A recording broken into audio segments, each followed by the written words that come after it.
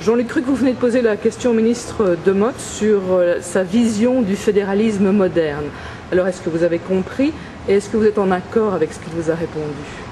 Assez largement en accord, mais c'est la première fois chez le ministre de Motte qu'il se départit d'une attitude qui jusqu'à présent était extrêmement prudente sur le plan communautaire, où on ne s'aventurait pas dans de nouveaux sentiers. Donc j'ai aussi envie de dire dans de nouvelles responsabilités. Or ici, il faut reconnaître qu'à la sortie de l'entretien qu'il a eu avec l'informateur royal, M. De Wever, il a été très loin, puisqu'il a dit que pour lui, le fédéralisme moderne était un fédéralisme qui partait d'abord des régions.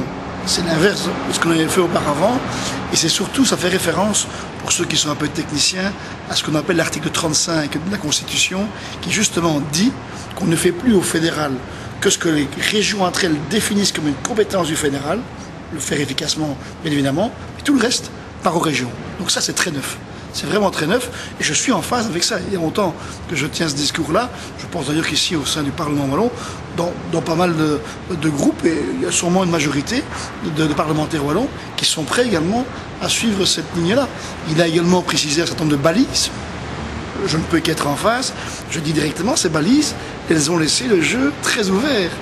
Ça veut dire qu'on sera dans une très grande ou une grande réforme de l'État. On ne parlera pas d'une réforme résiduaire, si je puis dire. Donc ces balises, c'est quoi? Le lien avec Bruxelles. C'est garder un lien avec Bruxelles.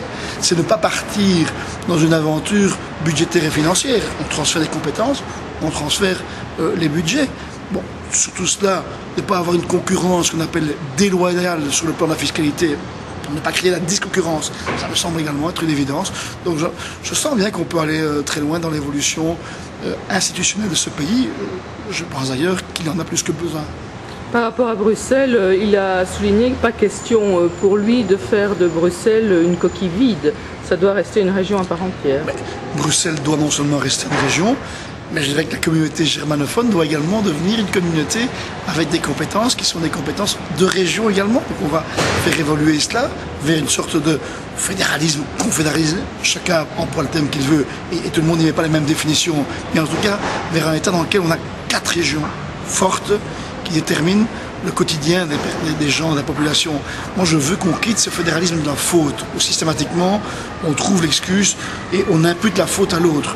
Chez les Wallons, c'est la faute des Flamands. Chez les Flamands, c'est de Van de Waal, c'est la faute des Wallons. Il faut qu'on devienne adulte dans nos responsabilités et qu'en les assumant, on les assume également face au vote de l'électeur qui dira « je suis satisfait » ou « je ne suis pas » et je vote en fonction de cela.